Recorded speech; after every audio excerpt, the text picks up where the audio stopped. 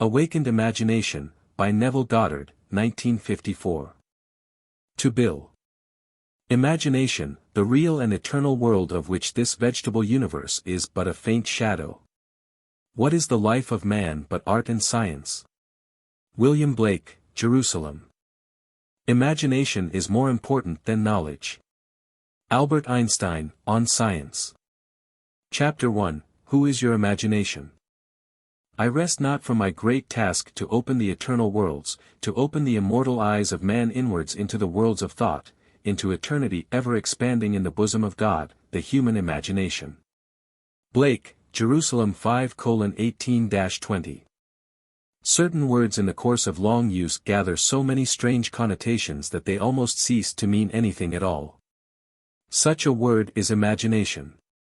This word is made to serve all manner of ideas, some of them directly opposed to one another. Fancy, thought, hallucination, suspicion, indeed, so wide is its use and so varied its meanings, the word imagination has no status nor fixed significance. For example, we ask a man to use his imagination, meaning that his present outlook is too restricted and therefore not equal to the task. In the next breath, we tell him that his ideas are pure imagination, thereby implying that his ideas are unsound. We speak of a jealous or suspicious person as a victim of his own imagination, meaning that his thoughts are untrue. A minute later we pay a man the highest tribute by describing him as a man of imagination. Thus the word imagination has no definite meaning. Even the dictionary gives us no help. It defines imagination as 1. The picturing power or act of the mind, the constructive or creative principle, 2. A phantasm, 3. An irrational notion or belief, 4. Planning, plotting or scheming as involving mental construction. I identify the central figure of the Gospels with human imagination, the power which makes the forgiveness of sins, the achievement of our goals, inevitable. All things were made by him, and without him was not anything made that was made. John 1 verse 3. There is only one thing in the world, imagination, and all are deformations of it. He is despised and rejected of men, a man of sorrows, and acquainted with grief. Isaiah 53 verse 3. Imagination is the very gateway of reality. Man, said Blake, is either the ark of God or a phantom of the earth and of the water. Naturally he is only a natural organ subject to sense. The eternal body of man is the imagination, that is God himself, the divine body. Yod, Shin, Ayin, from right to the left, Jesus, we are his members. I know of no greater and truer definition of the imagination than that of Blake. By imagination we have the power to be anything we desire to be. Through imagination, we disarm and transform the violence of the world.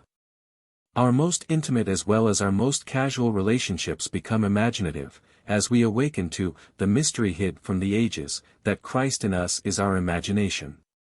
We then realize that only as we live by imagination can we truly be said to live at all. I want this book to be the simplest, clearest, frankest work I have the power to make it, that I may encourage you to function imaginatively, that you may open your immortal eyes inwards into the worlds of thought, where you behold every desire of your heart as ripe grain, white already to harvest. I am come that they might have life, and that they might have it more abundantly. John 10 verse 10. The abundant life that Christ promised us is ours to experience now, but not until we have the sense of Christ as our imagination can we experience it. The mystery hid from the ages. Christ in you, the hope of glory, is your imagination. This is the mystery which I am ever striving to realize more keenly myself and to urge upon others. Imagination is our Redeemer, the Lord from heaven, born of man but not begotten of man, the Nicene-Constantinopolitan Creed or the symbol of faith, 325/381 AD. Every man is Mary and birth to Christ must give. If the story of the Immaculate Conception and birth of Christ appears irrational to man, it is only because it is misread as biography, history, and cosmology, and the modern explorers of the imagination do not help by calling it the unconscious or subconscious mind. Imagination's birth and growth is the gradual transition from a god of tradition to a god of experience. If the birth of Christ in man seems slow, it is only because man is unwilling to let go the comfortable but false anchorage of tradition.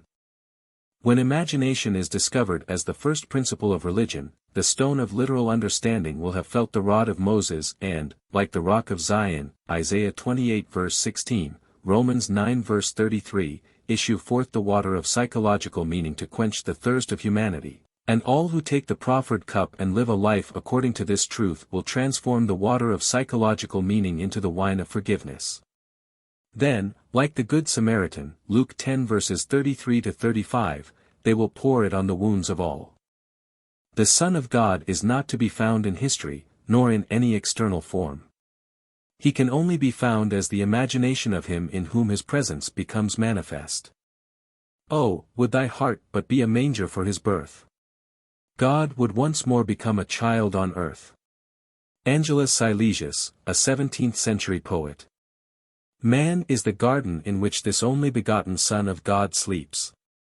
He awakens this Son by lifting his imagination up to heaven and clothing men in godlike stature. We must go on imagining better than the best we know. Man in the moment of his awakening to the imaginative life must meet the test of sonship. Father, reveal thy Son in me, and, it pleased God to reveal his Son in me. Galatians 1. The supreme test of sonship is the forgiveness of sin. The test that your imagination is Christ Jesus, the Son of God, is your ability to forgive sin. Sin means missing one's mark in life, falling short of one's ideal, failing to achieve one's aim. Forgiveness means identification of man with his ideal or aim in life. This is the work of awakened imagination, the supreme work, for it tests man's ability to enter into and partake of the nature of his opposite. Let the weak man say, I am strong. Joel 3. Reasonably, this is impossible. Only awakened imagination can enter into and partake of the nature of its opposite. This conception of Christ Jesus as human imagination raises these fundamental questions. Is imagination a power sufficient, not merely to enable me to assume that I am strong, but is it also of itself capable of executing the idea? Suppose that I desire to be in some other place or situation. Could I, by imagining myself into such a state and place, bring about their physical realization? Suppose I could not afford the journey, and suppose my present social and financial status opposed the idea that I want to realize. Would imagination be sufficient of itself to incarnate these desires? Does imagination comprehend reason? By reason, I mean deductions from the observations of the senses. Does it recognize the external world of facts? In the practical way of everyday life, is imagination a complete guide to behavior? Suppose I am capable of acting with continuous imagination, that is, suppose I am capable of sustaining the feeling of my wish fulfilled, will my assumption harden into fact? And, if it does harden into fact, shall I on reflection find that my actions through the period of incubation have been reasonable? Is my imagination a power sufficient, not merely to assume the feeling of the wish fulfilled, but is it also of itself capable of incarnating the idea? After assuming that I am already what I want to be, must I continually guide myself by reasonable ideas and actions in order to bring about the fulfillment of my assumption? Experience has convinced me that an assumption, though false, if persisted in, will harden into fact, that continuous imagination is sufficient for all things, and all my reasonable plans and actions will never make up for my lack of continuous imagination. Is it not true that the teachings of the Gospels can only be received in terms of faith, and that the Son of God is constantly looking for signs of faith in people, that is, faith in their own imagination? Is not the promise, believe that ye receive and ye shall receive, Mark 11, the same as, imagine that you are and you shall be? Was it not an imaginary state in which Moses endured, as seeing him who is invisible, Hebrews 11? Was it not by the power of his own imagination that he endured? Truth depends upon the intensity of the imagination, not upon external facts. Facts are the fruit-bearing witness of the use or misuse of the imagination. Man becomes what he imagines. He has a self-determined history. Imagination is the way, the truth, the life revealed. We cannot get hold of truth with the logical mind. Where the natural man of sense sees a bud, imagination sees a rose full-blown.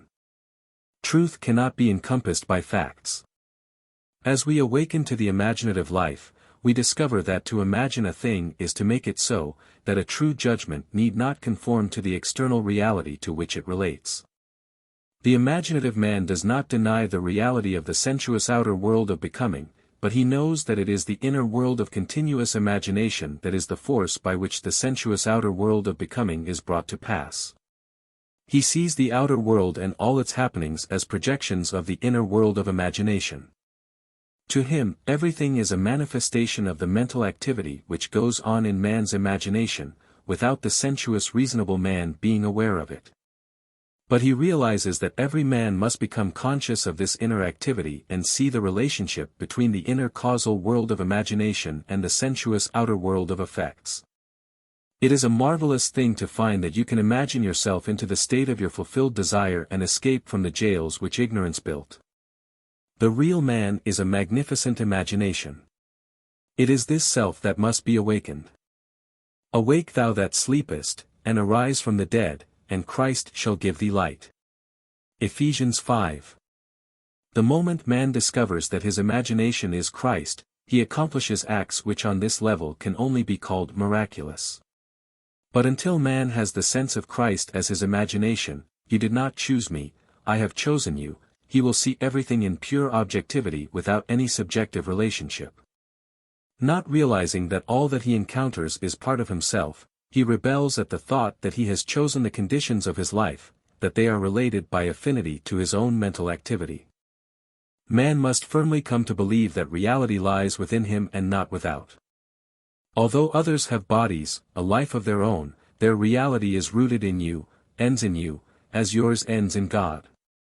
Chapter 2, Sealed Instructions. The first power that meets us at the threshold of the soul's domain is the power of imagination. Dr. Franz Hartmann.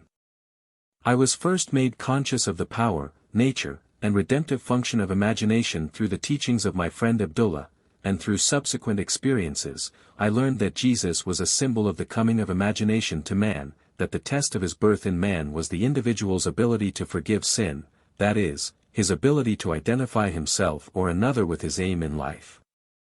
Without the identification of man with his aim, the forgiveness of sin is an impossibility, and only the Son of God can forgive sin. Therefore, man's ability to identify himself with his aim, though reason and his senses deny it, is proof of the birth of Christ in him. To passively surrender to appearances and bow before the evidence of facts is to confess that Christ is not yet born in you. Although this teaching shocked and repelled me at first, for I was a convinced and earnest Christian, and did not then know that Christianity could not be inherited by the mere accident of birth but must be consciously adopted as a way of life, it stole later on, through visions, mystical revelations, and practical experiences, into my understanding and found its interpretation in a deeper mood. But I must confess that it is a trying time when those things are shaken which one has always taken for granted. Sayest thou these great buildings? There shall not be left one stone upon another that shall not be thrown down. Mark 13. Not one stone of literal understanding will be left after one drinks the water of psychological meaning. All that has been built up by natural religion is cast into the flames of mental fire.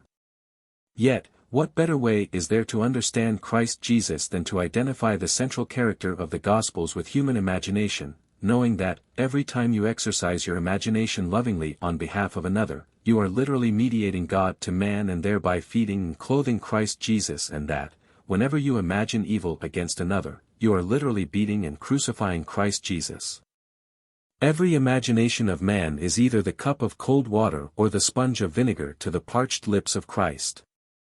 Let none of you imagine evil in your hearts against his neighbor, warned the prophet Zechariah. When man heeds this advice, he will awake from the imposed sleep of Adam into the full consciousness of the Son of God. He is in the world, and the world is made by him, and the world knows him not, human imagination. I asked myself many times, if my imagination is Christ Jesus and all things are possible to Christ Jesus, are all things possible to me? Through experience, I have come to know that, when I identify myself with my aim in life, then Christ is awake in me. Christ is sufficient for all things. For in him dwelleth all the fullness of the Godhead bodily, and ye are complete in him, which is the head of all principality and power. My grace is sufficient for thee. Corinthians 12. I lay down my life that I might take it again. No man taketh it from me, but I lay it down of myself. John 10. What a comfort it is to know that all that I experience is the result of my own standard of beliefs, that I am the center of my own web of circumstances, and that as I change, so must my outer world. The world presents different appearances according as our states of consciousness differ. What we see when we are identified with a state cannot be seen when we are no longer fused with it. By state is meant all that man believes and consents to as true. No idea presented to the mind can realize itself unless the mind accepts it. It depends on the acceptance, the state with which we are identified, how things present themselves. In the fusion of imagination and states is to be found the shaping of the world as it seems. The world is a revelation of the states with which imagination is fused. It is the state from which we think that determines the objective world in which we live. The rich man, the poor man, the good man, the thief are what they are by virtue of the states from which they view the world. On the distinction between these states depends the distinction between the worlds of these men. Individually so different is this same world. It is not the actions and behavior of the good man that should be matched but his point of view. Outer reforms are useless if the inner state is not changed. Success is gained not by imitating the outer actions of the successful but by right inner actions and inner talking. If we detach ourselves from a state, and we may at any moment, the conditions and circumstances to which that union gave being vanish. It was in the fall of 1933 in New York City that I approached Abdullah with a problem. He asked me one simple question: what do you want? I told him that I would like to spend the winter in Barbados, but that I was broke. I literally did not have a nickel. If you will imagine yourself to be in Barbados, said he, thinking and viewing the world from that state of consciousness instead of thinking of Barbados, you will spend the winter there. You must not concern yourself with the ways and means of getting there, for the state of consciousness of already being in Barbados, if occupied by your imagination, will devise the means best suited to realize itself. Man lives by committing himself to invisible states, by fusing his imagination with what he knows to be other than himself, and in this union he experiences the results of that fusion. No one can lose what he has, save by detachment from the state where the things experienced have their natural life. You must imagine yourself right into the state of your fulfilled desire, Abdullah told me, and fall asleep viewing the world from Barbados. The world which we describe from observation must be as we describe it relative to ourselves. Our imagination connects us with the state desired. But we must use imagination masterfully, not as an onlooker thinking of the end, but as a partaker thinking from the end. We must actually be there in imagination. If we do this, our subjective experience will be realized objectively. This is not mere fancy, said he, but a truth you can prove by experience. His appeal to enter into the wish fulfilled was the secret of thinking from the end. Every state is already there as mere possibility, as long as you think of it, but is overpoweringly real when you think from it. Thinking from the end is the way of Christ. I began right there and then, fixing my thoughts beyond the limits of sense, beyond that aspect to which my present state gave being, towards the feeling of already being in Barbados and viewing the world from that standpoint. He emphasized the importance of the state from which man views the world as he falls asleep. All prophets claim that the voice of God is chiefly heard by man in dreams. In a dream, in a vision of the night, when deep sleep falleth upon men, in slumbering upon the bed, then he openeth the ears of men, and sealeth their instruction. That night and for several nights thereafter, I fell asleep in the assumption that I was in my father's house in Barbados. Within a month, I received a letter from my brother, saying that he had a strong desire to have the family together at Christmas and asking me to use the enclosed steamship ticket for Barbados. I sailed 2 days after I received my brother's letter and spent a wonderful winter in Barbados. This experience has convinced me that man can be anything he pleases if he will make the conception habitual and think from the end. It has also shown me that I can no longer excuse myself by placing the blame on the world of external things, that my good and my evil have no dependency except from myself, that it depends on the state from which I view the world how things present themselves. Man, who is free in his choice, acts from conceptions which he freely, though not always wisely, chooses. All conceivable states are awaiting our choice and occupancy, but no amount of rationalizing will of itself yield us the state of consciousness which is the only thing worth having. The imaginative image is the only thing to seek. The ultimate purpose of imagination is to create in us the spirit of Jesus, which is continual forgiveness of sin, continual identification of man with his ideal. Only by identifying ourselves with our aim can we forgive ourselves for having missed it. All else is labor in vain. On this path, to whatever place or state we convey our imagination, to that place or state we will gravitate physically also. In my Father's house are many mansions. If it were not so, I would have told you. I go to prepare a place for you. And if I go and prepare a place for you, I will come again, and receive you unto myself, that where I am, there ye may be also. John 14. By sleeping in my Father's house in my imagination as though I slept there in the flesh, I fused my imagination with that state and was compelled to experience that state in the flesh also. So vivid was this state to me, I could have been seen in my Father's house had any sensitive entered the room where in imagination I was sleeping. A man can be seen where in imagination he is, for a man must be where his imagination is, for his imagination is himself.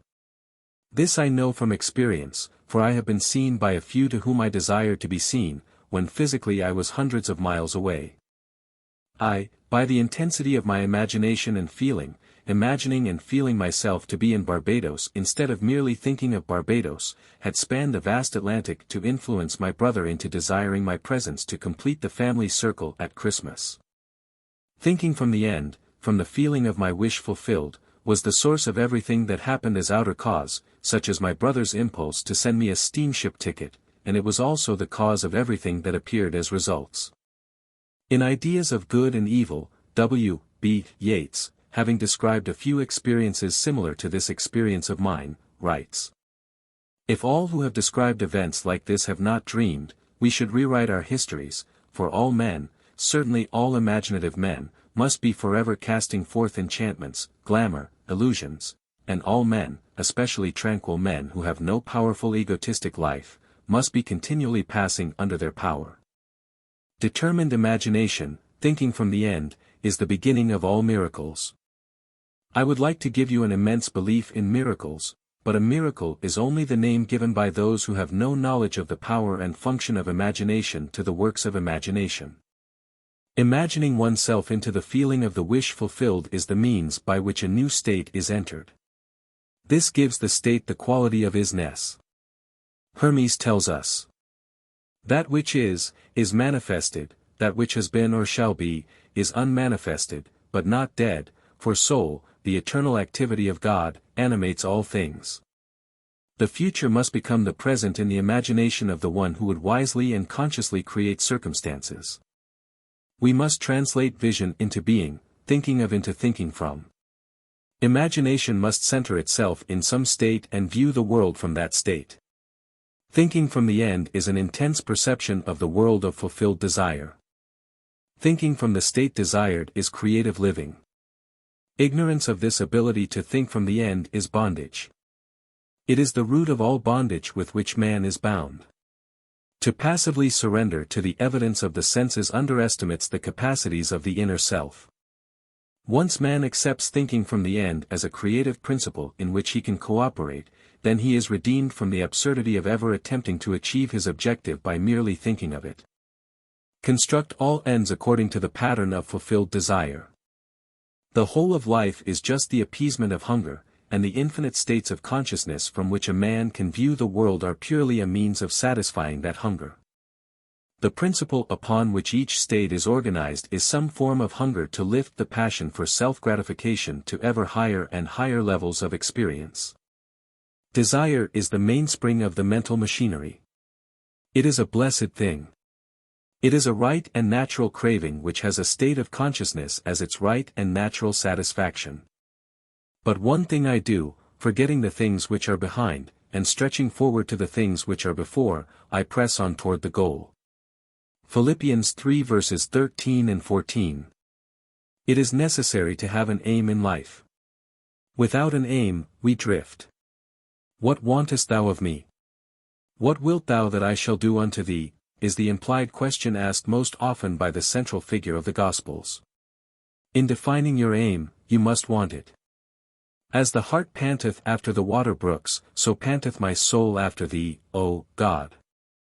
It is lack of this passionate direction to life that makes man fail of accomplishment. The spanning of the bridge between desire, thinking of, and satisfaction, thinking from, is all important. We must move mentally from thinking of the end to thinking from the end. This, reason could never do. By its nature, it is restricted to the evidence of the senses, but imagination, having no such limitation, can. Desire exists to be gratified in the activity of imagination. Through imagination, man escapes from the limitation of the senses and the bondage of reason. There is no stopping the man who can think from the end. Nothing can stop him. He creates the means and grows his way out of limitation into ever greater and greater mansions of the Lord. It does not matter what he has been or what he is. All that matters is, what does he want? He knows that the world is a manifestation of the mental activity which goes on within himself, so he strives to determine and control the ends from which he thinks. In his imagination he dwells in the end, confident that he shall dwell there in the flesh also. He puts his whole trust in the feeling of the wish fulfilled and lives by committing himself to that state, for the art of fortune is to tempt him so to do. Like the man at the pool of Bethesda, he is ready for the moving of the waters of imagination. Knowing that every desire is ripe grain to him who knows how to think from the end, he is indifferent to mere reasonable probability and confident that through continuous imagination his assumptions will harden into fact. But how to persuade men everywhere that thinking from the end is the only living, how to foster it in every activity of man, how to reveal it as the plenitude of life and not the compensation of the disappointed, that is the problem. Life is a controllable thing. You can experience what you please once you realize that you are his son, and that you are what you are by virtue of the state of consciousness from which you think and view the world. Son, thou art ever with me, and all that I have is thine. Luke 15. Chapter 3, Highways of the Inner World. And the children struggled within her, and the Lord said unto her, 2 nations are in thy womb, and 2 manner of people shall be separated from thy bowels, and the one people shall be stronger than the other people, and the elder shall serve the younger. Genesis 25 verse 22. Duality is an inherent condition of life. Everything that exists is double. Man is a dual creature with contrary principles embedded in his nature. They war within him and present attitudes to life which are antagonistic. This conflict is the eternal enterprise, the war in heaven, the never-ending struggle of the younger or inner man of imagination to assert his supremacy over the elder or outer man of sense. The first shall be last and the last shall be first. Matthew 19. He it is, who coming after me is preferred before me. John 1. The second man is the Lord from heaven. Corinthians 15. Man begins to awake to the imaginative life the moment he feels the presence of another being in himself. In your limbs lie nations twain, rival races from their birth, one the mastery shall gain, the younger o'er the elder reign. There are 2 distinct centers of thought or outlooks on the world possessed by every man. The Bible speaks of these 2 outlooks as natural and spiritual. The natural man receiveth not the things of the Spirit of God, for they are foolishness unto him, neither can he know them, because they are spiritually discerned. Man's inner body is as real in the world of subjective experience as his outer physical body is real in the world of external realities, but the inner body expresses a more fundamental part of reality. This existing inner body of man must be consciously exercised and directed. The inner world of thought and feeling to which the inner body is attuned has its real structure and exists in its own higher space. There are two kinds of movement, one that is according to the inner body and another that is according to the outer body. The movement which is according to the inner body is causal, but the outer movement is under compulsion. The inner movement determines the outer which is joined to it, bringing into the outer a movement that is similar to the actions of the inner body. Inner movement is the force by which all events are brought to pass. Outer movement is subject to the compulsion applied to it by the movement of the inner body. Whenever the actions of the inner body match the actions which the outer must take to appease desire, that desire will be realized.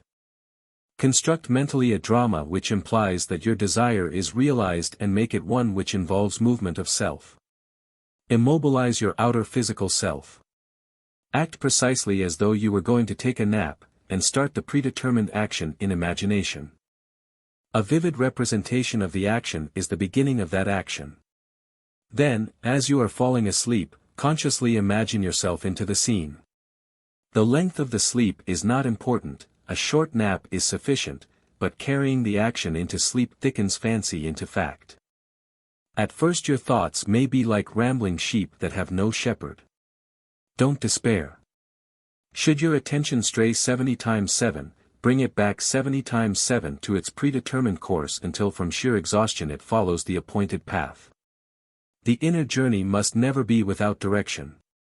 When you take to the inner road, it is to do what you did mentally before you started. You go for the prize you have already seen and accepted. In The Road to Xanadu, Professor John Livingston Lowes says, "But I have long had the feeling, which this study had matured to a conviction, that fancy and imagination are not two powers at all, but one. The valid distinction which exists between them lies, not in the materials with which they operate, but in the degree of intensity of the operant power itself. Working at high tension, the imaginative energy assimilates and transmutes, keyed low, the same energy aggregates and yokes together those images which at its highest pitch, it merges indissolubly into one. Fancy assembles, imagination fuses." Here is a practical application of this theory. A year ago, a blind girl living in the city of San Francisco found herself confronted with a transportation problem. A rerouting of buses forced her to make 3 transfers between her home and her office. This lengthened her trip from 15 minutes to 2 hours and 15 minutes.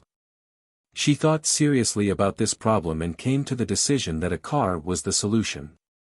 She knew that she could not drive a car but felt that she could be driven in one. Putting this theory to the test that, whenever the actions of the inner self correspond to the actions which the outer, physical self must take to appease desire, that desire will be realized, she said to herself, "I will sit here and imagine that I am being driven to my office." Sitting in her living room, she began to imagine herself seated in a car. She felt the rhythm of the motor. She imagined that she smelled the odor of gasoline, felt the motion of the car, touched the sleeve of the driver and felt that the driver was a man. She felt the car stop, and turning to her companion, said, "Thank you very much, sir." To which he replied, "The pleasure is all mine." Then she stepped from the car and heard the door snap shut as she closed it. She told me that she centered her imagination on being in a car and, although blind, viewed the city from her imaginary ride. She did not think of the ride. She thought from the ride and all that it implied. This controlled and subjectively directed purposive ride raised her imagination to its full potency. She kept her purpose ever before her, knowing there was cohesion in purposive inner movement. In these mental journeys an emotional continuity must be sustained, the emotion of fulfilled desire. Expectancy and desire were so intensely joined that they passed at once from a mental state into a physical act. The inner self moves along the predetermined course best when the emotions collaborate. The inner self must be fired, and it is best fired by the thought of great deeds and personal gain. We must take pleasure in our actions. On 2 successive days, the blind girl took her imaginary ride, giving it all the joy and sensory vividness of reality. A few hours after her second imaginary ride, a friend told her of a story in the evening paper. It was a story of a man who was interested in the blind. The blind girl phoned him and stated her problem. The very next day, on his way home, he stopped in at a bar and while there had the urge to tell the story of the blind girl to his friend the proprietor. A total stranger, on hearing the story, volunteered to drive the blind girl home every day. The man who told the story then said, "If you will take her home, I will take her to work." This was over a year ago, and since that day, this blind girl has been driven to and from her office by these 2 gentlemen. Now, instead of spending 2 hours and 15 minutes on 3 buses, she is at her office in less than 15 minutes.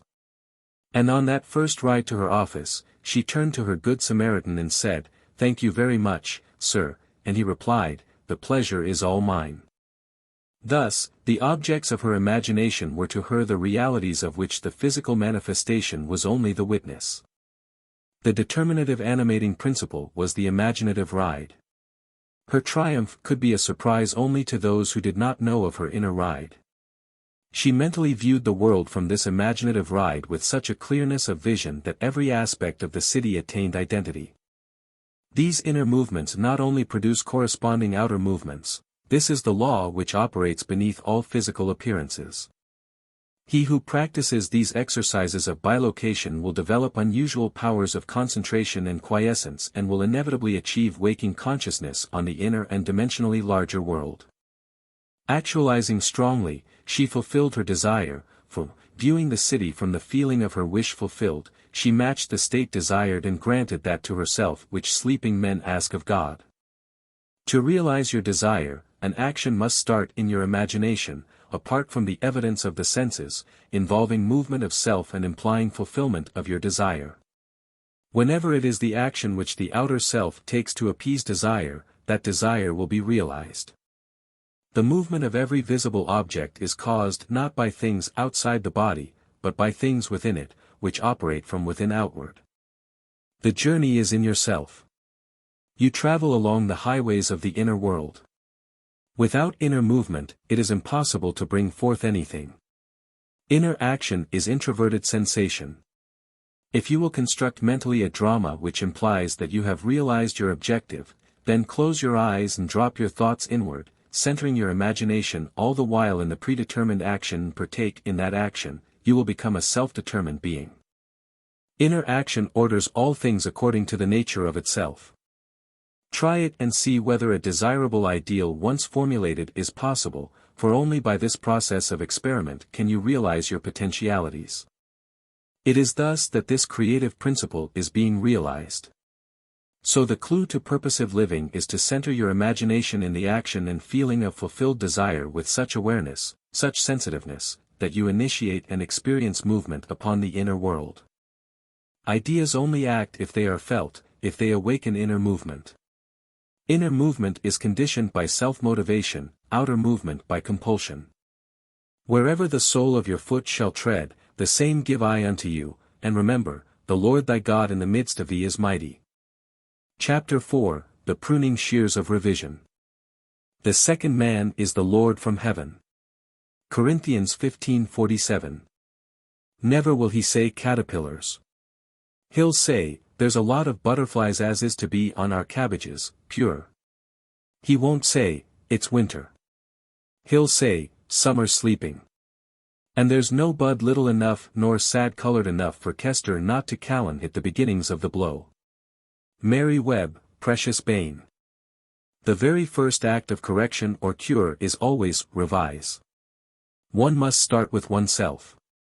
It is one's attitude that must be changed. What we are, that only can we see. Emerson. It is a most healthy and productive exercise to daily relive the day as you wish you had lived it, revising the scenes to make them conform to your ideals. For instance, suppose today's mail brought disappointing news. Revise the letter. Mentally rewrite it and make it conform to the news you wish you had received. Then, in imagination, read the revised letter over and over again. This is the essence of revision, and revision results in repeal. The one requisite is to arouse your attention in a way and to such intensity that you become wholly absorbed in the revised action. You will experience an expansion and refinement of the senses by this imaginative exercise and eventually achieve vision. But always remember that the ultimate purpose of this exercise is to create in you the Spirit of Jesus, which is continual forgiveness of sin. Revision is of greatest importance when the motive is to change oneself, when there is a sincere desire to be something different, when the longing is to awaken the ideal active spirit of forgiveness. Without imagination, man remains a being of sin. Man either goes forward to imagination or remains imprisoned in his senses. To go forward to imagination is to forgive. Forgiveness is the life of the imagination. The art of living is the art of forgiving. Forgiveness is, in fact, experiencing in imagination the revised version of the day, experiencing in imagination what you wish you had experienced in the flesh. Every time one really forgives, that is, every time one relives the event as it should have been lived, one is born again. Father, forgive them is not the plea that comes once a year but the opportunity that comes every day. The idea of forgiving is a daily possibility, and, if it is sincerely done, it will lift man to higher and higher levels of being. He will experience a daily Easter, and Easter is the idea of rising transformed. And that should be almost a continuous process. Freedom and forgiveness are indissolubly linked. Not to forgive is to be at war with ourselves, for we are freed according to our capacity to forgive. Forgive, and you shall be forgiven. Luke 6. Forgive, not merely from a sense of duty or service, forgive because you want to. Thy ways are ways of pleasantness and all thy paths are peace. Proverbs 3. You must take pleasure in revision. You can forgive others effectively only when you have a sincere desire to identify them with their ideal. Duty has no momentum. Forgiveness is a matter of deliberately withdrawing attention from the unrevised day and giving it full strength, and joyously, to the revised day. If a man begins to revise even a little of the vexations and troubles of the day, then he begins to work practically on himself. Every revision is a victory over himself and therefore a victory over his enemy. A man's foes are those of his own household, Matthew 10.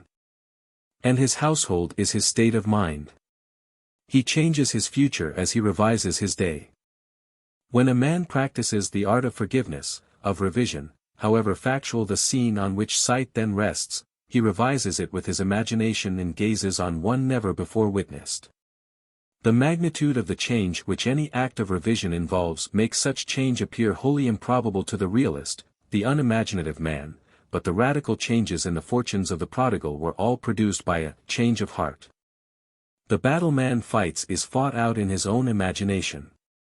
The man who does not revise the day has lost the vision of that life, into the likeness of which it is the true labor of the Spirit of Jesus to transform this life. All things whatsoever ye would that men should do to you, even so do ye to them, for this is the law. Matthew 7. Here is the way an artist friend forgave herself and was set free from pain, annoyance and unfriendliness. Knowing that nothing but forgetfulness and forgiveness will bring us to new values, she cast herself upon her imagination and escaped from the prison of her senses. She writes, Thursday, I taught all day in the art school. Only one small thing marred the day. Coming into my afternoon classroom, I discovered the janitor had left all the chairs on top of the desks after cleaning the floor. As I lifted a chair down, it slipped from my grasp and struck me a sharp blow on the instep of my right foot. I immediately examined my thoughts and found that I had criticized the man for not doing his job properly. Since he had lost his helper, I realized he probably felt he had done more than enough and it was an unwanted gift that had bounced and hit me on the foot. Looking down at my foot, I saw both my skin and nylons were intact, so forgot the whole thing. That night, after I had been working intensely for about 3 hours on a drawing, I decided to make myself a cup of coffee. To my utter amazement, I couldn't manage my right foot at all and it was giving out great bumps of pain. I hopped over to a chair and took off my slipper to look at it. The entire foot was a strange purplish pink, swollen out of shape and red hot. I tried walking on it and found that it just flapped. I had no control over it whatsoever. It looked like one of two things: either I had cracked a bone when I dropped the chair on it, or something could be dislocated. No use speculating what it is. Better get rid of it right away. So I became quiet, all ready to melt myself into light. To my complete bewilderment, my imagination refused to cooperate. It just said no. This sort of thing often happens when I am painting. I just started to argue, why not? It just kept saying no. Finally, I gave up and said, "You know I am in pain. I am trying hard not to be frightened, but you are the boss. What do you want to do?" The answer: go to bed and review the day's events. So I said, all right. But let me tell you, if my foot isn't perfect by tomorrow morning, you have only yourself to blame. After arranging the bed clothes so they didn't touch my foot, I started to review the day. It was slow going as I had difficulty keeping my attention away from my foot. I went through the whole day, saw nothing to add to the chair incident. But when I reached the early evening, I found myself coming face to face with a man who for the past year has made a point of not speaking. The first time this happened, I thought he had grown deaf. I had known him since school days, but we had never done more than say hello and comment on the weather. Mutual friends assured me I had done nothing, that he had said he never liked me and finally decided it was not worthwhile speaking. I had said hi. He hadn't answered. I found that I thought, poor guy, what a horrid state to be in. I shall do something about this ridiculous state of affairs. So, in my imagination, I stopped right there and redid the scene. I said hi. He answered hi, and smiled. I now thought, good old Ed. I ran the scene over a couple of times and went on to the next incident and finished up the day. Now what, do we do my foot or the concert? I had been melting and wrapping up a wonderful present of courage and success for a friend who was to make her debut the following day, and I had been looking forward to giving it to her tonight. My imagination sounded a little bit solemn as it said, let us do the concert. It will be more fun. But first, couldn't we just take my perfectly good imagination foot out of this physical one before we start? I pleaded. By all means. That done, I had a lovely time at the concert and my friend got a tremendous ovation. By now I was very, very sleepy and fell asleep doing my project. The next morning, as I was putting on my slipper, I suddenly had a quick memory picture of withdrawing a discolored and swollen foot from the same slipper. I took my foot out and looked at it. It was perfectly normal in every respect. There was a tiny pink spot on the instep where I remembered I had hit it with the chair. What a vivid dream that was. I thought and dressed. While waiting for my coffee, I wandered over to my drafting table and saw that all my brushes were lying helter-skelter and unwashed. Whatever possessed you to leave your brushes like that? Don't you remember? It was because of your foot. So it hadn't been a dream after all, but a beautiful healing. She had won by the art of revision what she would never have won by force. In heaven, the only art of living is forgetting and forgiving. Especially to the female. Blake. We should take our life, not as it appears to be, but from the vision of this artist, from the vision of the world made perfect that is buried under all minds, buried and waiting for us to revise the day. We are led to believe a lie when we see with, not through the eye. Blake. A revision of the day, and what she held to be so stubbornly real was no longer so to her and, like a dream, had quietly faded away. You can revise the day to please yourself, and by experiencing in imagination the revised speech and actions not only modify the trend of your life story but turn all its discords into harmonies. The one who discovers the secret of revision cannot do otherwise than let himself be guided by love. Your effectiveness will increase with practice. Revision is the way by which right can find its appropriate might. Resist not evil, for all passionate conflicts result in an interchange of characteristics. To him that knoweth to do good, and doeth it not, to him it is sin. James 4. To know the truth, you must live the truth, and to live the truth, your inner actions must match the actions of your fulfilled desire. Expectancy and desire must become one. Your outer world is only actualized inner movement. Through ignorance of the law of revision, those who take to warfare are perpetually defeated. Only concepts that idealize depict the truth. Your ideal of man is his truest self. It is because I firmly believe that whatever is most profoundly imaginative is, in reality, most directly practical that I ask you to live imaginatively and to think into, and to personally appropriate the transcendent saying. Christ in you, the hope of glory. Don't blame, only resolve. It is not man and the earth at their loveliest, but you practicing the art of revision make paradise. The evidence of this truth can lie only in your own experience of it. Try revising the day. It is to the pruning shears of revision that we owe our prime fruit. Chapter 5, The Coin of Heaven. Does a firm persuasion that a thing is so, make it so? And the prophet replied. All poets believe that it does. And in ages of imagination, this firm persuasion removed mountains, but many are not capable of a firm persuasion of anything. Blake, Marriage of Heaven and Hell.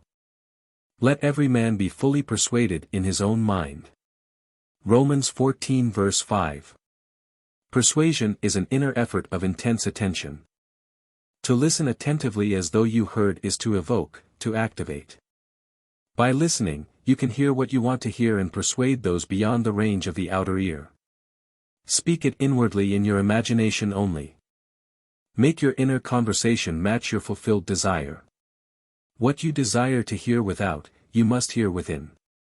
Embrace the without within and become one who hears only that which implies the fulfillment of his desire, and all the external happenings in the world will become a bridge leading to the objective realization of your desire.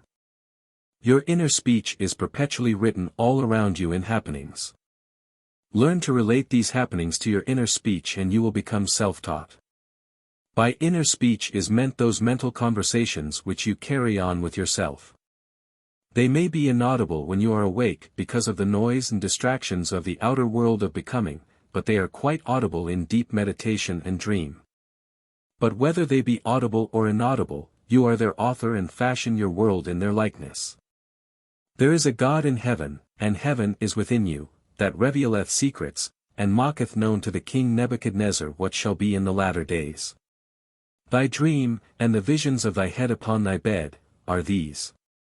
Inner speech from premises of fulfilled desire is the way to create an intelligible world for yourself. Observe your inner speech, for it is the cause of future action.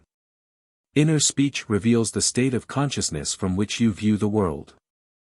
Make your inner speech match your fulfilled desire, for your inner speech is manifested all around you in happenings. If any man offend not in word, the same is a perfect man, able also to bridle the whole body. Behold, we put bits in the horses' mouths, that they may obey us, and we turn about their whole body. Behold also the ships, which though they be so great, and are driven by fierce winds, yet are they turned about with a very small helm, whithersoever the governor listeth. Even so the tongue is a little member, and boasteth great things. Behold, how great a matter a little fire kindleth. The whole manifested world goes to show us what use we have made of the word, inner speech. An uncritical observation of our inner talking will reveal to us the ideas from which we view the world. Inner talking mirrors our imagination, and our imagination mirrors the state with which it is fused. If the state with which we are fused is the cause of the phenomenon of our life, then we are relieved of the burden of wondering what to do, for we have no alternative but to identify ourselves with our aim, and inasmuch as the state with which we are identified mirrors itself in our inner speech, then to change the state with which we are fused, we must first change our inner talking.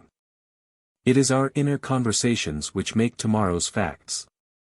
Put off the former conversation, the old man, which is corrupt, and be renewed in the spirit of your mind, put on the new man, which is created in righteousness. Ephesians 4. Our minds, like our stomachs, are whetted by change of food. Quintillion. Stop all of the old mechanical negative inner talking and start a new positive and constructive inner speech from premises of fulfilled desire. Inner talking is the beginning, the sowing of the seeds of future action. To determine the action, you must consciously initiate and control your inner talking.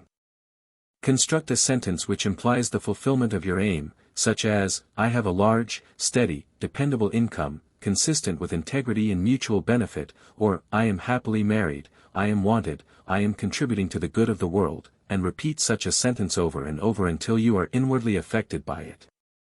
Our inner speech represents in various ways the world we live in. In the beginning was the Word. John 1. That which ye sow ye reap. See yonder fields. The sesamum was sesamum, the corn was corn. The silence and the darkness knew. So is a man's fate born.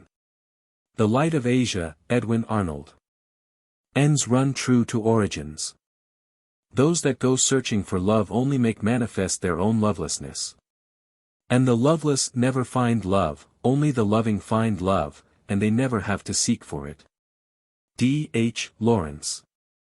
Man attracts what he is. The art of life is to sustain the feeling of the wish fulfilled and let things come to you, not to go after them or think they flee away. Observe your inner talking and remember your aim. Do they match? Does your inner talking match what you would say audibly had you achieved your goal? The individual's inner speech and actions attract the conditions of his life. Through uncritical self-observation of your inner talking you find where you are in the inner world, and where you are in the inner world is what you are in the outer world. You put on the new man whenever ideals and inner speech match. In this way alone can the new man be born. Inner talking matures in the dark. From the dark it issues into the light. The right inner speech is the speech that would be yours were you to realize your ideal. In other words, it is the speech of fulfilled desire. I am that. There are two gifts which God has bestowed upon man alone, and on no other mortal creature. These two are mind and speech, and the gift of mind and speech is equivalent to that of immortality.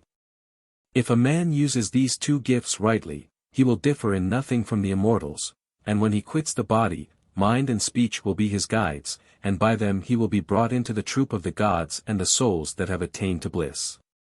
Hermetica, Walter Scott's translation. The circumstances and conditions of life are outpictured inner talking, solidified sound. Inner speech calls events into existence.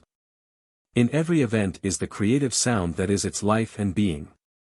All that a man believes and consents to as true reveals itself in his inner speech. It is his word, his life. Try to notice what you are saying in yourself at this moment, to what thoughts and feelings you are consenting. They will be perfectly woven into your tapestry of life. To change your life, you must change your inner talking, for life, said Hermes, is the union of word and mind.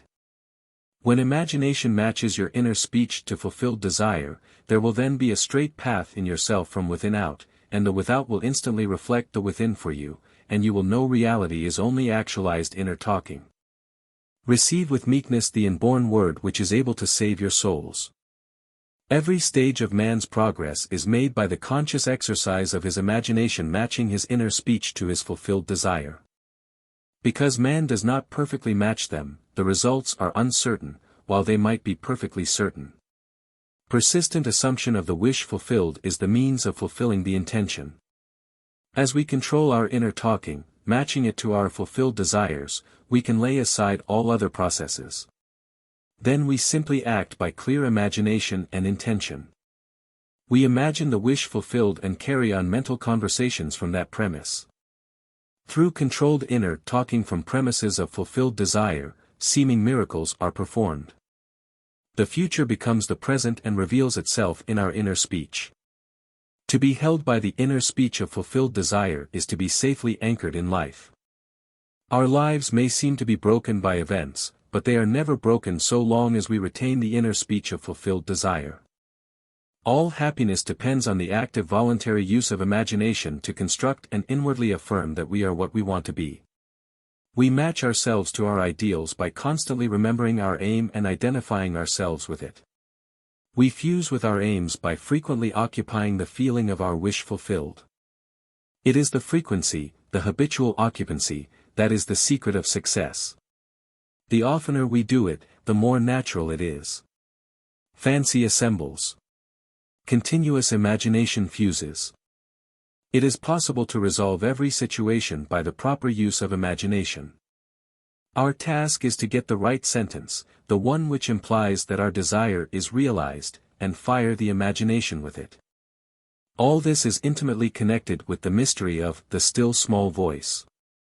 Inner talking reveals the activities of imagination, activities which are the causes of the circumstances of life. As a rule, man is totally unaware of his inner talking and therefore sees himself not as the cause but the victim of circumstance. To consciously create circumstance, man must consciously direct his inner speech, matching the still small voice to his fulfilled desires. He calls things not seen as though they were. Right inner speech is essential. It is the greatest of the arts. It is the way out of limitation into freedom. Ignorance of this art has made the world a battlefield and penitentiary where blood and sweat alone are expected, when it should be a place of marveling and wondering. Right inner talking is the first step to becoming what you want to be. Speech is an image of mind, and mind is an image of God. Hermetica, Scott translation. On the morning of April 12, 1953, my wife was awakened by the sound of a great voice of authority speaking within her and saying, "You must stop spending your thoughts, time, and money. Everything in life must be an investment. To spend is to waste, to squander, to lay out without return. To invest is to lay out for a purpose from which a profit is expected." This revelation of my wife is about the importance of the moment. It is about the transformation of the moment. What we desire does not lie in the future but in ourselves at this very moment. At any moment in our lives, we are faced with an infinite choice, what we are and what we want to be. And what we want to be is already existent, but to realize it we must match our inner speech and actions to it. If two of you shall agree on earth as touching anything that they shall ask, it shall be done for them of my Father which is in heaven. Matthew 18. It is only what is done now that counts. The present moment does not recede into the past. It advances into the future to confront us, spent or invested. Thought is the coin of heaven. Money is its earthly symbol. Every moment must be invested, and our inner talking reveals whether we are spending or investing. Be more interested in what you are inwardly saying now, than what you have said, by choosing wisely what you think and what you feel now. Any time we feel misunderstood, misused, neglected, suspicious, afraid, we are spending our thoughts and wasting our time. Whenever we assume the feeling of being what we want to be, we are investing. We cannot abandon the moment to negative inner talking and expect to retain command of life. Before us go the results of all that seemingly is behind. Not gone is the last moment, but oncoming. My word shall not return unto me void, but it shall accomplish that which I please, and it shall prosper in the thing whereto I sent it. Isaiah 55. The circumstances of life are the muffled utterances of the inner talking that made them, the Word made visible. The Word, said Hermes, is Son, and the mind is Father of the Word. They are not separate one from the other, for life is the union of word and mind. He willed us forth from himself by the word of truth. Let us be imitators of God as dear children, and use our inner speech wisely to mold an outer world in harmony with our ideal. The Lord spake by me, and his word was in my tongue. The mouth of God is the mind of man. Feed God only the best. Whatsoever things are of good report, think on these things. The present moment is always precisely right for an investment, to inwardly speak the right word. The word is very near to you, in your mouth, and in your heart, that you may do it. See, I have set before you this day life and good, death and evil, blessings and cursings. Choose life. You choose life and good and blessings by being that which you choose. Like is known to like alone. Make your inner speech bless and give good reports. Man's ignorance of the future is the result of his ignorance of his inner talking. His inner talking mirrors his imagination, and his imagination is a government in which the opposition never comes into power. If the reader asks, what if the inner speech remains subjective and is unable to find an object for its love? The answer is, it will not remain subjective, for the very simple reason that inner speech is always objectifying itself. What frustrates and festers and becomes the disease that afflicts humanity is man's ignorance of the art of matching inner words to fulfilled desire. Inner speech mirrors imagination, and imagination is Christ. Alter your inner speech, and your perceptual world changes. Whenever inner speech and desire are in conflict, inner speech invariably wins. Because inner speech objectifies itself, it is easy to see that if it matches desire, desire will be objectively realized. Were this not so, I would say with Blake, sooner murder an infant in its cradle than nurse unacted desires. But I know from experience, the tongue setteth on fire the course of nature. Chapter 6, It is within. Rivers, mountains, cities, villages, all are human, and when you enter into their bosoms you walk in heavens and earths, as in your own bosom you bear your heaven and earth and all you behold, though it appears without, it is within, in your imagination, of which this world of mortality is but a shadow. Blake, Jerusalem. The inner world was as real to Blake as the outer land of waking life. He looked upon his dreams and visions as the realities of the forms of nature. Blake reduced everything to the bedrock of his own consciousness. The kingdom of heaven is within you. Luke 17 verse 21. The real man, the imaginative man, has invested the outer world with all of its properties. The apparent reality of the outer world which is so hard to dissolve is only proof of the absolute reality of the inner world of his own imagination. No man can come to me, except the Father which hath sent me draw him. I and my Father are one. John 6 verse 44. The world which is described from observation is a manifestation of the mental activity of the observer. When man discovers that his world is his own mental activity made visible, that no man can come unto him except he draws him, and that there is no one to change but himself, his own imaginative self, his first impulse is to reshape the world in the image of his ideal. But his ideal is not so easily incarnated. In that moment when he ceases to conform to external discipline, he must impose upon himself a far more rigorous discipline, the self-discipline upon which the realization of his ideal depends. Imagination is not entirely untrammeled and free to move at will without any rules to constrain it. In fact, the contrary is true. Imagination travels according to habit. Imagination has choice, but it chooses according to habit. Awake or asleep, man's imagination is constrained to follow certain definite patterns. It is this benumbing influence of habit that man must change. If he does not, his dreams will fade under the paralysis of custom. Imagination, which is Christ in man, is not subject to the necessity to produce only that which is perfect and good. It exercises its absolute freedom from necessity by endowing the outer physical self with free will to choose to follow good or evil, order or disorder. Choose this day whom ye will serve. Joshua 24. But after the choice is made and accepted so that it forms the individual's habitual consciousness, then imagination manifests its infinite power and wisdom by molding the outer sensuous world of becoming in the image of the habitual inner speech and actions of the individual.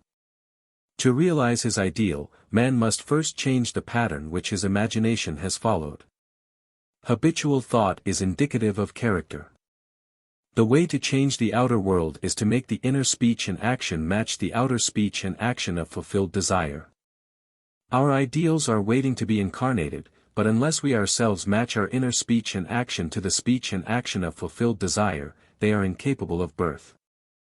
Inner speech and action are the channels of God's action. He cannot respond to our prayer unless these paths are offered. The outer behavior of man is mechanical. It is subject to the compulsion applied to it by the behavior of the inner self, and old habits of the inner self hang on till replaced by new ones. It is a peculiar property of the second or inner man that he gives to the outer self something similar to his own reality of being. Any change in the behavior of the inner self will result in corresponding outer changes. The mystic calls a change of consciousness death. By death he means, not the destruction of imagination and the state with which it was fused, but the dissolution of their union. Fusion is union rather than oneness. Thus the conditions to which that union gave being vanish. I die daily, said Paul to the Corinthians. Blake said to his friend Crabb Robinson. There is nothing like death.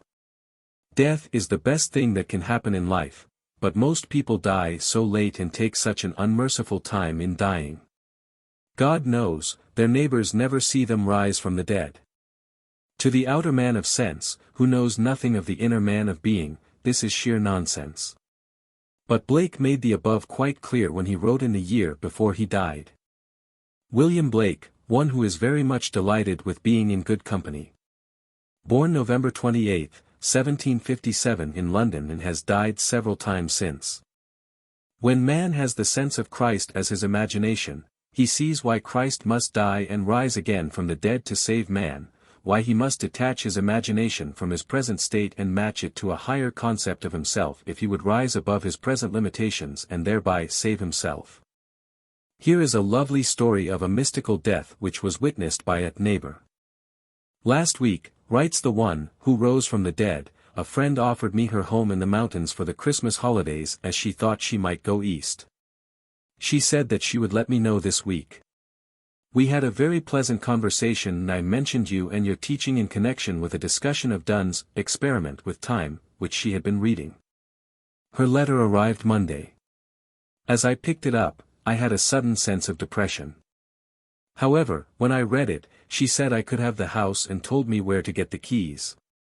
Instead of being cheerful, I grew still more depressed, so much so I decided there must have been something between the lines which I was getting intuitively. I unfolded the letter and read the first page through, and as I turned to the second page, I noticed she had written a postscript on the back of the first sheet. It consisted of an extremely blunt and heavy-handed description of an unlovely trait in my character which I had struggled for years to overcome, and for the past 2 years I thought I had succeeded. Yet here it was again, described with clinical exactitude. I was stunned and desolated.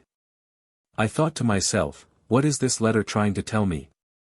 In the first place, she invited me to use her house, as I have been seeing myself in some lovely home during the holidays. In the second place, nothing comes to me except I draw it. And thirdly, I have been hearing nothing but good news. So the obvious conclusion is that something in me corresponds to this letter, and no matter what it looks like, it is good news. I reread the letter, and as I did so, I asked, what is there here for me to see? And then I saw. It started out, after our conversation of last week, I feel I can tell you, and the rest of the page was as studded with wheres and wheezes as currants in a seed cake. A great feeling of elation swept over me. It was all in the past.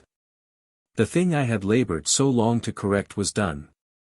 I suddenly realized that my friend was a witness to my resurrection. I whirled around the studio, chanting, "It's all in the past. It is done. Thank you, it is done." I gathered all my gratitude up in a big ball of light and shot it straight to you, and if you saw a flash of lightning Monday evening shortly after 6 your time, that was it. Now, instead of writing a polite letter because it is the correct thing to do, I can write giving sincere thanks for her frankness and thanking her for the loan of her house. Thank you so much for your teaching, which has made my beloved imagination truly my Savior. And now, if any man shall say unto her, Lo, here is Christ, or there, she will believe it not, for she knows that the kingdom of God is within her and that she herself must assume full responsibility for the incarnation of her ideal and that nothing but death and resurrection will bring her to it. She has found her Savior, her beloved imagination, forever expanding in the bosom of God. There is only one reality, and that is Christ, human imagination, the inheritance and final achievement of the whole of humanity. That we, speaking the truth in love, may grow up into him in all things, which is the head, even Christ. Ephesians 4. Chapter 7, Creation is finished. I am the beginning and the end, there is nothing to come that has not been, and is. Ecclesiastes 3. Blake saw all possible human situations as already made states. He saw every aspect, every plot and drama as already worked out as mere possibilities, as long as we are not in them, but as overpowering realities when we are in them. He described these states as sculptures of Los's halls. Distinguish therefore states from individuals in those states. States change but individual identities never change nor cease. The imagination is not a state.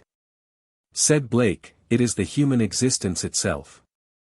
Affection or love becomes a state when divided from imagination. Just how important this is to remember is almost impossible to say, but the moment the individual realizes this for the first time is the most momentous in his life, and to be encouraged to feel this is the highest form of encouragement it is possible to give. This truth is common to all men, but the consciousness of it, and much more, the self-consciousness of it, is another matter. The day I realized this great truth, that everything in my world is a manifestation of the mental activity which goes on within me, and that the conditions and circumstances of my life only reflect the state of consciousness with which I am fused, is the most momentous in my life.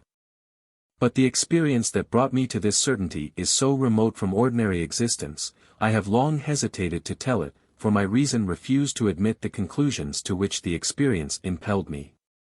Nevertheless, this experience revealed to me that I am supreme within the circle of my own state of consciousness and that it is the state with which I am identified that determines what I experience. Therefore it should be shared with all, for to know this is to become free from the world's greatest tyranny, the belief in a second cause. Blessed are the pure in heart, for they shall see God. Matthew 5. Blessed are they whose imagination has been so purged of the beliefs in second causes they know that imagination is all, and all is imagination. One day I quietly slipped from my apartment in New York City into some remote yesteryear's countryside. As I entered the dining room of a large inn, I became fully conscious. I knew that my physical body was immobilized on my bed back in New York. Yet here I was as awake and as conscious as I have ever been. I intuitively knew that if I could stop the activity of my mind, everything before me would freeze. No sooner was the thought born than the urge to try it possessed me. I felt my head tighten, then thicken to a stillness. My attention concentrated into a crystal-clear focus, and the waitress walked not. And I looked through the window and the leaves falling, fell not. And the family of 4 eating, ate not. And they lifting the food, lifted it not. Then my attention relaxed, the tightness eased, and of a sudden all moved onward in their course. The leaves fell, the waitress walked and the family ate. Then I understood Blake's vision of the sculptures of Los's halls. I sent you to reap that whereon ye bestowed no labor. John 4. Creation is finished. I am the beginning and the end, there is nothing to come that has not been, and is. Ecclesiastes 3. The world of creation is finished and its original is within us. We saw it before we set forth, and have since been trying to remember it and to activate sections of it. There are infinite views of it. Our task is to get the right view and by determined direction of our attention make it pass in procession before the inner eye. If we assemble the right sequence and experience it in imagination until it has the tone of reality, then we consciously create circumstances. This inner procession is the activity of imagination that must be consciously directed. We, by a series of mental transformations, become aware of increasing portions of that which already is, and by matching our own mental activity to that portion of creation which we desire to experience, we activate it, resurrect it, and give it life. This experience of mind not only shows the world as a manifestation of the mental activity of the individual observer, but it also reveals our course of time as jumps of attention between eternal moments. An infinite abyss separates any 2 moments of ours. We, by the movements of our attention, give life to the sculptures of Los's halls. Think of the world as containing an infinite number of states of consciousness from which it could be viewed. Think of these states as rooms or mansions in the house of God, and like the rooms of any house, they are fixed relative to one another. But think of yourself, the real self, the imaginative you, as the living, moving occupant of God's house. Each room contains some of Losa's sculptures, with infinite plots and dramas and situations already worked out but not activated. They are activated as soon as human imagination enters and fuses with them. Each represents certain mental and emotional activities. To enter a state, man must consent to the ideas and feelings which it represents. These states represent an infinite number of possible mental transformations which man can experience. To move into another state or mansion necessitates a change of beliefs. All that you could ever desire is already present and only waits to be matched by your beliefs. But it must be matched, for that is the necessary condition by which alone it can be activated and objectified. Matching the beliefs of a state is the seeking that finds, the knocking to which it is opened, the asking that receives. Go in and possess the land, Exodus 6 verse 4. The moment man matches the beliefs of any state, he fuses with it, and this union results in the activation and projection of its plots, plans, dramas, and situations. It becomes the individual's home from which he views the world. It is his workshop, and, if he is observant, he will see outer reality shaping itself upon the model of his imagination. It is for this purpose of training us in image-making that we were made subject to the limitations of the senses and clothed in bodies of flesh. It is the awakening of the imagination, the returning of his Son, that our Father waits for. The creature was made subject to vanity not willingly, but by reason of him who subjected it. But the victory of the Son, the return of the prodigal, assures us that the creature shall be delivered from the bondage of corruption into the glorious liberty of the sons, children, of God. Romans 8.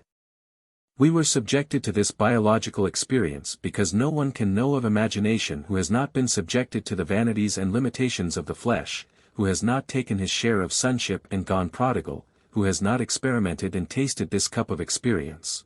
And confusion will continue until man awakes and a fundamentally imaginative view of life has been re-established and acknowledged as basic.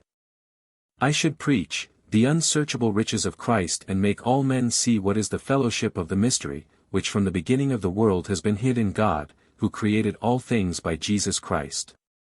Bear in mind that Christ in you is your imagination. As the appearance of our world is determined by the particular state with which we are fused, so may we determine our fate as individuals by fusing our imaginations with ideals we seek to realize. On the distinction between our states of consciousness depends the distinction between the circumstances and conditions of our lives. Man, who is free in his choice of state, often cries out to be saved from the state of his choice. And ye shall cry out in that day, because of your king which ye shall have chosen you, and the Lord will not hear you in that day. Nevertheless, the people refused to obey the voice of Samuel, and they said, Nay, but we will have a king over us. Choose wisely the state that you will serve. All states are lifeless until imagination fuses with them. All things when they are admitted are made manifest by the light, for everything that is made manifest is light, and ye are the light of the world, by which those ideas to which you have consented are made manifest. Hold fast to your ideal. Nothing can take it from you but your imagination. Don't think of your ideal, think from it.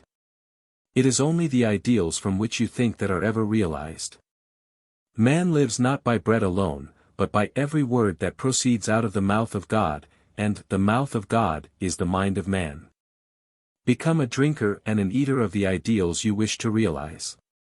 Have a set, definite aim where your mind will wander, and wandering it eats every negative suggestion.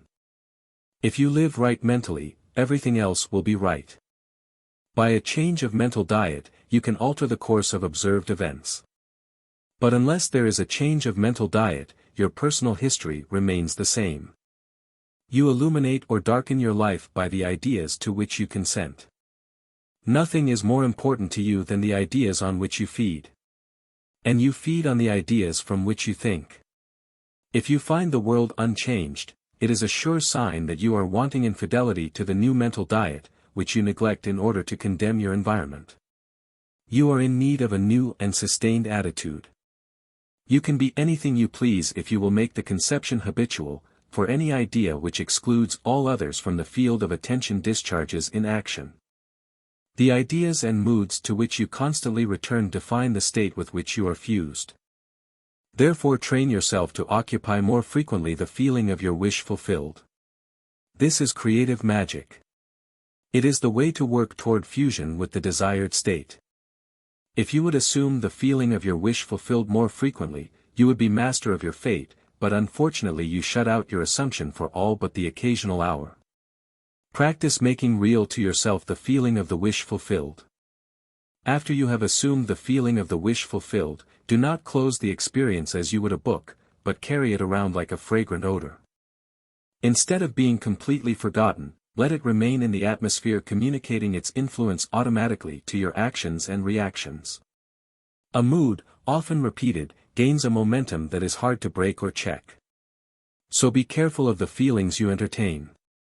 Habitual moods reveal the state with which you are fused. It is always possible to pass from thinking of the end you desire to realize, to thinking from the end. But the crucial matter is thinking from the end, for thinking from means unification or fusion with the idea, whereas in thinking of the end, there is always subject and object, the thinking individual and the thing thought. You must imagine yourself into the state of your wish fulfilled, in your love for that state, and in so doing, live and think from it and no more of it. You pass from thinking of to thinking from by centering your imagination in the feeling of the wish fulfilled. Chapter 8, The Apple of God's Eye. What think ye of the Christ? Whose son is he? Matthew 22. When this question is asked of you, let your answer be, Christ is my imagination, and, though I see not yet all things put under him, yet I know that I am Mary, from whom sooner or later he shall be born, and eventually do all things through Christ. Philippians 4. The birth of Christ is the awakening of the inner or second man. It is becoming conscious of the mental activity within oneself, which activity continues whether we are conscious of it or not. The birth of Christ does not bring any person from a distance, or make anything to be that was not there before. It is the unveiling of the Son of God in man.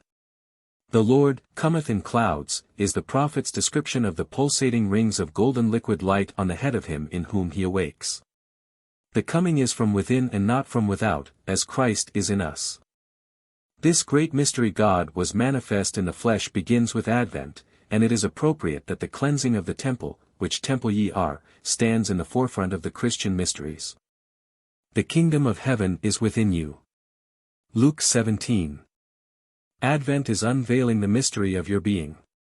If you will practice the art of revision by a life lived according to the wise, imaginative use of your inner speech and inner actions, in confidence that by the conscious use of the power that worketh in us, Christ will awaken you, if you believe it, trust it, act upon it, Christ will awaken you. This is Advent. Great is the mystery, God was manifest in the flesh. Timothy 3. From Advent on, he that toucheth you toucheth the apple of God's eye. Zechariah 2,